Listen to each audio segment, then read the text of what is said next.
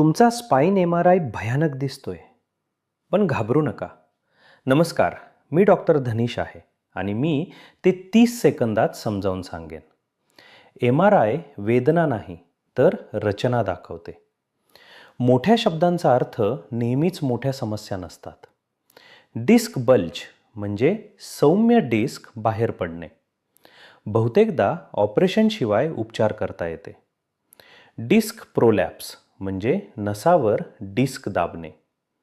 Nerve compression म्हणजे पाय दुखणे किंवा सुन्न होण्याचे कारण. डिजेनरेशन म्हणजे सामान्य वयाशी संबंधित बदल, आजार नाही. अनेकांना वाईट MRI होतात, परंतु कमीत कमी वेदना होतात आणि उलट देखील खरे आहे.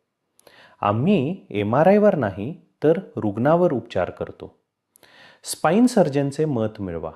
अशा अधिक सल्ल्यासाठी आम्हाला Instagramवर फॉलो करा किंवा YouTubeवर सबस्क्राईब करा. तुमचा दिवस अद्भुत आणि निरोगी जावो.